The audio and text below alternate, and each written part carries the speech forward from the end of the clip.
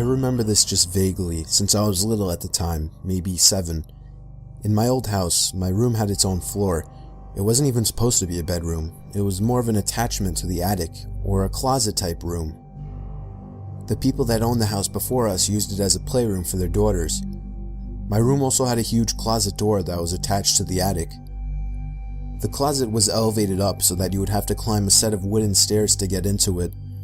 It had a big sliding door, and it was completely packed with toys and other junk from my childhood.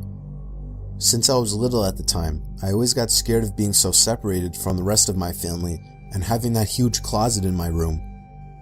Then there was this one night. I was laying in bed, afraid after watching a scary movie with my family. Then I heard the sound of a toy fall over up in the closet. I jumped out of my bed and ran to my parents' room. They told me there was no one in my closet. They saw how afraid I was, so they let me sleep in their room that night. The next night, I had kind of forgotten about it until I heard it again. The sound of a container of Legos spilling out everywhere up in the closet.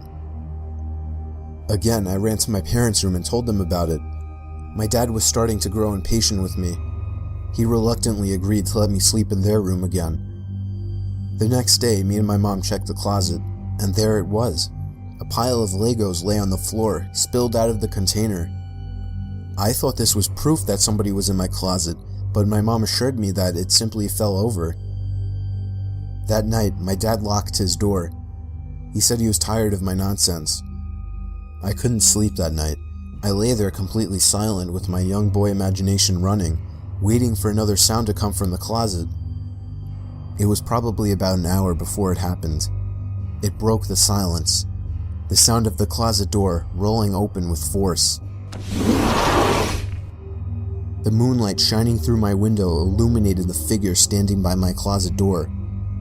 I let out the most horrific, ear-piercing scream you've ever heard, as pure terror swept over my body, a feeling that I still remember today. The figure jumped down from the closet and ran out of my room and out the front door of my house. My mom ran up to my room in shock, as my dad ran downstairs trying to catch whoever it was, but he never did. The police never caught the man. When I was in 8th grade, I went on a school trip that was called the Louisiana Tour. It was mostly going around to significant sites in South Louisiana. One of the places we went to was Myrtle's Plantation, which is considered to be one of the most haunted places in the country. There are all kinds of stories about the place, but at one point we were standing in a room as a part of a larger group, and the tour guide was talking about something. I don't remember what.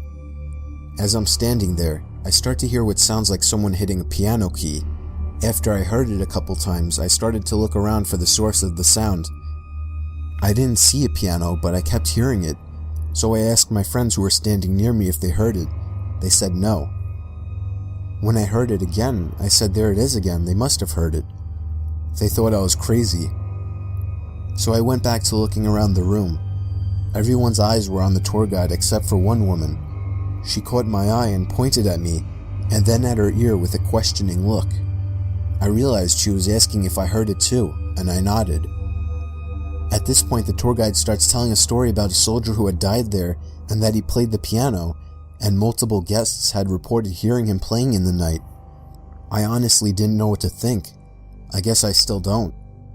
I talked to the woman as we were all leaving the room, and she said she heard the exact same thing as me, but her husband and son had not heard it.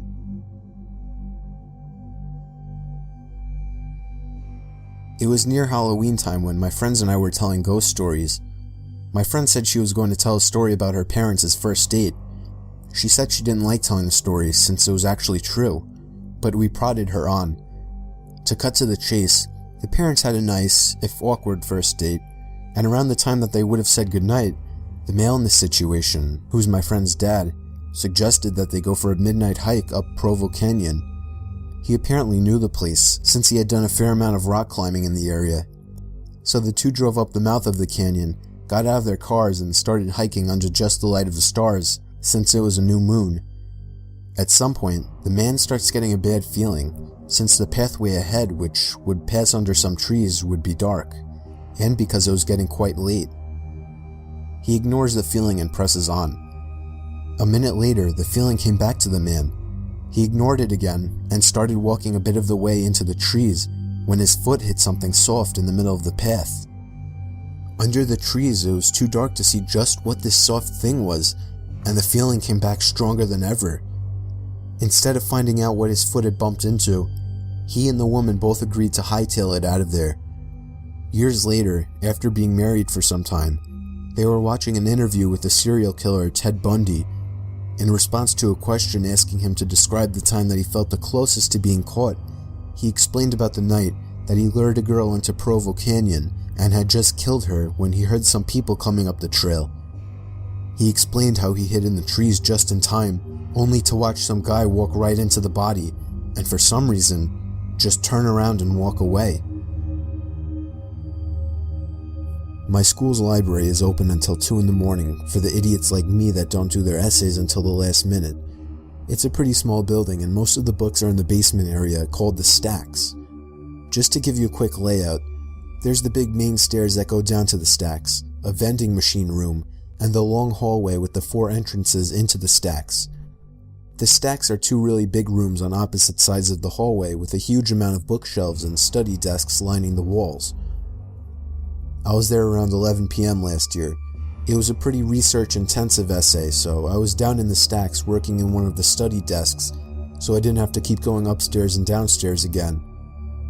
I had been there for maybe 2 hours, and everyone except for a boy working a few desks down from me had already left. I was pretty zoned out by this point. It was an 8 a.m. class, so I didn't have much time until it was due, and I was sort of panicking. So it really pissed me off when I heard someone flipping through book pages really fast to make them do that loud whipping noise at the other end of the room. I sort of ignored it for a while, thinking they'd go away eventually, but they just kept doing it. After about 5 minutes, I got sick of it and started to walk over to tell them to knock it off. I get about 3 steps across the room and it just stops. I sat back down and it was quiet again, only for like 10 minutes before the flipping pages noise started again, only loads louder, like they'd grabbed a huge book that time. The boy started to get pissed off too, and he stood up and started walking around through the bookshelves trying to find them. It kept going, so I got up too and started looking around with him. It got really loud and it was pretty obvious where it was coming from by that point, so we started walking towards it. He was on one side of the shelves and I was on the other. We walked all the way down the shelves. No one there. We hadn't seen anyone come in the stacks and we were on the side of the room with the entrances. No way could anyone have come in without us seeing them. The noise stopped again and we both sort of just slowly walked back to our seats. I assumed it was just a fan or something in the other room, and I really needed to get my essay done. We sat down, and immediately the noises started again. It sounded like it was coming from right next to the guy's chair. He shoved his stuff in his bag, looked at me, said, "Fuck this," and took off. I was out of there maybe 5 seconds behind him. I still won't go back in the stacks at night, even when there's other people down there.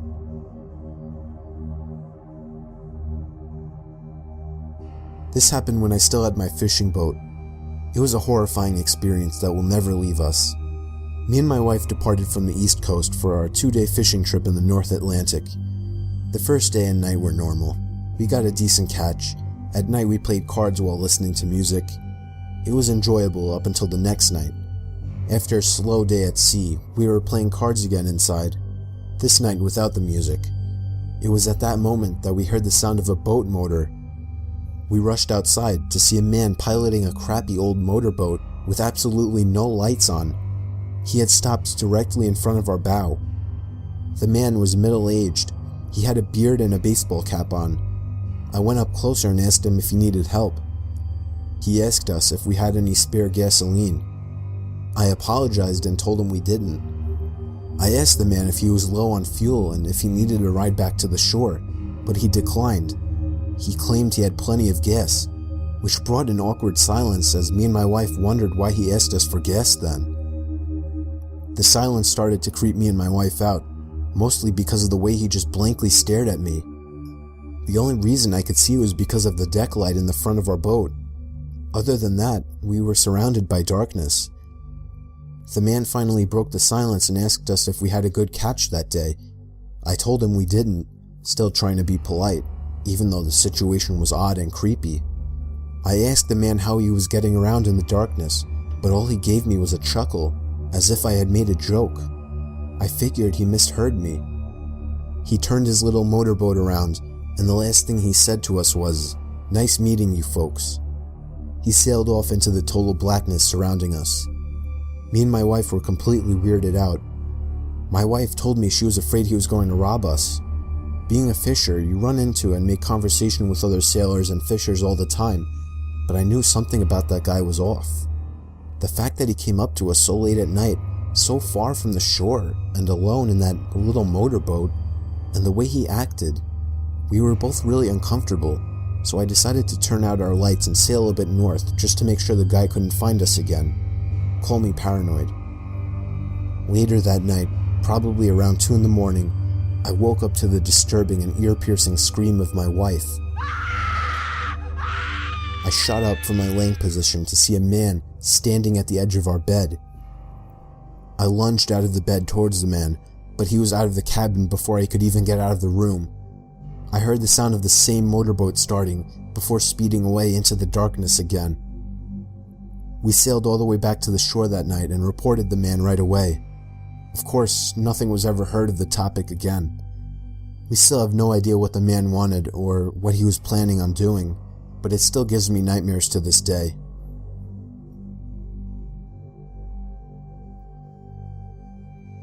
The way my bedroom was laid out was that across the room from my bed, there's a small alcove that does not receive any light because of the closet that's slightly in front of it.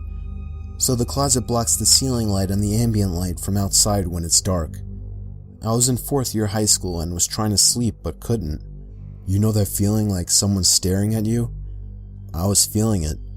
I couldn't shake it, and it just felt like whatever was staring at me had such malicious intent in it. I opened my eyes and my gaze was drawn to that dark corner of the room where I saw a hazy, darker outline in it. I got goosebumps, but thought that it was nothing there. I'm just imagining things. I closed my eyes again, trying to force myself to get sleep, but I can't shake that evil feeling stare. Then, there was a creak sound, the sound from somebody putting pressure on the floor. I opened my eyes again, and that shadow thing was in the opposite corner now. All my inner senses went ballistic, and I threw my pillow and blanket over my head as I cried myself to sleep, all while hoping that the thing wouldn't come closer. I know I didn't imagine or dream it, and it still sends chills down my spine to this day.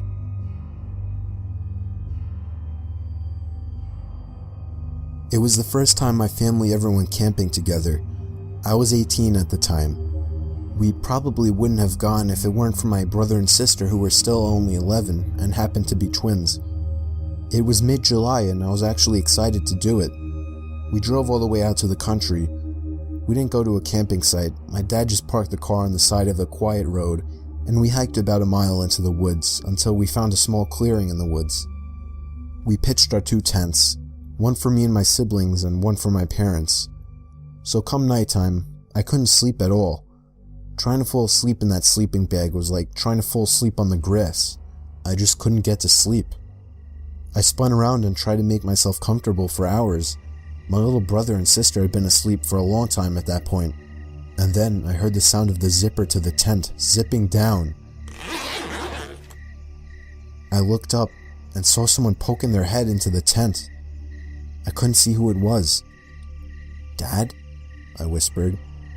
Whoever it was removed their head from the inside of the tent. "Dad?" I said louder. Whoever it was quickly moved away from the tent, leaving it unzipped. I was so confused. I was sure it was my mom or dad just checking on me, so I crawled out of the tent and walked over to my parents' tent. I unzipped it and crawled inside. My parents were both in their sleeping bags. I shook my dad until he woke up. I asked him if he had just checked on us. He said no. I got chills as he said it. I then woke up my mom, hoping that it was her, but she groggily told me that she hadn't left the tent either. I got goosebumps all over as I came to the realization that somebody actually came up to our tent, opened up the zipper, and peered inside. A stranger. For all I know, some sort of psycho. I couldn't even really tell if my parents took me seriously or not, or maybe I just don't remember. But I do remember that I didn't get a minute of sleep that night.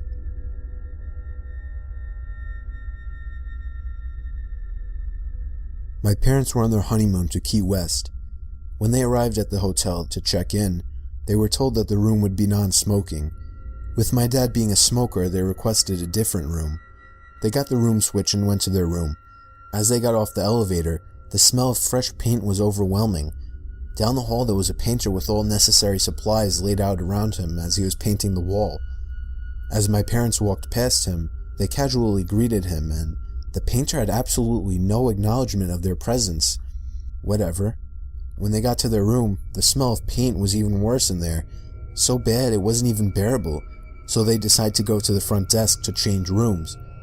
When they explained the situation, the attendant looked very confused and informed them that there wasn't a scheduled paint job on that floor for that day, but agreed to change their room anyway. My parents go back to their floor to grab their luggage, and the painter is completely gone. All supplies cleaned up and gone within 10 minutes, and the smell of paint was completely gone. At this point, my parents were freaked out, but didn't think much of it and went to their new room. The next morning on their way to breakfast, they overhear a tour guide talking to a group. My parents tuned in when the guide mentioned the floor that they were originally supposed to stay on. Apparently a long time ago, there was a painter on that floor painting and fell down the elevator shaft to his death. Now my parents don't normally believe in the paranormal, but after an event like this that they had no explanation for, it freaked them out a good bit.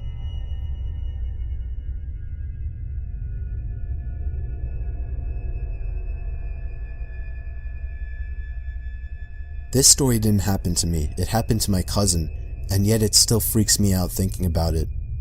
This story is all too true. My cousin Nikki was on Skype with his girlfriend Sam at around 1 in the morning on a Friday night. She was asking him to come over and stay the night, but he didn't really want to drive over that late. Sometime into the conversation, Nikki noticed the closet door behind Sam open a crack. Nikki pointed it out, and Sammy turned and looked at the closet.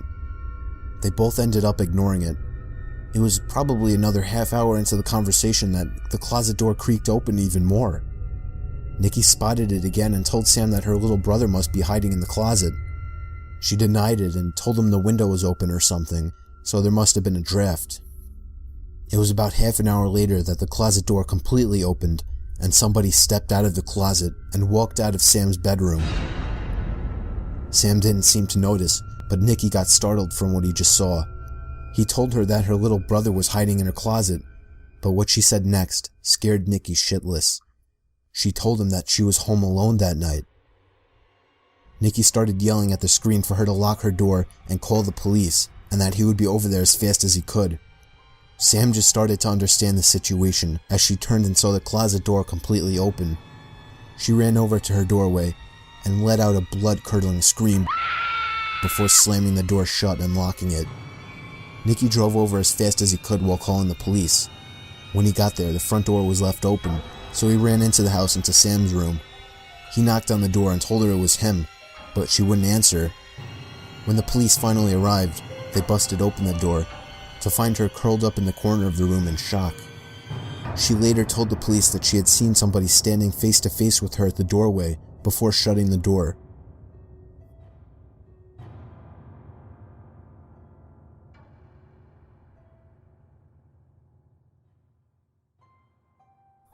It was a dark and stormy night, the kind of stormy that I loved, thunder and lightning roaring, so I was staying up late watching movies. I lived with my dad, but he wasn't home that night. He was working nights. Anyway, after I finished watching the movie Forrest Gump for the 100th time, I decided 2 a.m. was a good time to get some shut-eye. I loved going to sleep during thunderstorms. It was just enjoyable to listen to, but suddenly, I heard the sound of something hitting my window. It wasn't the sound of rain hitting the window, but in such a big storm I didn't think much of it and put my head back down. But a few seconds later, the same noise. Something hits the window again. This time I made the sound out to be a rock hitting the window. My heart started racing. It couldn't be my dad. He would call if something was wrong. Another rock hits the window. I found myself glued to my bed. I didn't want to look out the window, but whoever was outside surely knew I was up there. I had just turned the TV off. They could have seen the bright glare through the window. I just decided if I ignored it, they would go away. Another rock hit the window, and then another. It was getting faster. The rain started to lighten up, and that's when I heard the sound of a truck engine running down in the street. A much louder thump to the window was where I drew the line. I got out of my bed planning to call the cops. I ran down the stairs towards the phone, but as I passed the front door, I saw something. Something through the glass window at the top of the door. It was the face of a person looking through to me. It seemed like they had a smile on their face. I sprinted to the kitchen and called the police. They said there was an officer nearby, and they should be there shortly. Whoever was at the door started fiddling with the doorknob and eventually ramming into it, trying to bust it open. I grabbed a knife for protection and yelled that the police were coming, before running back upstairs to my room. After about a minute, the ramming to the door stopped and there were no more rocks hitting my window. I still didn't dare to look out the window, but I remember hearing the sound of the truck drive off. A few minutes later, I heard the sound of a police siren outside, and moments later, the doorbell rang. I explained everything to the officer. I described the face as best as I could. Unfortunately, I couldn't provide him any information about the vehicle. If only I had looked out the window. I still regret not taking a quick look. There was never enough info for the police to catch these people. Not sure if they had intention of robbing my house, or much worse.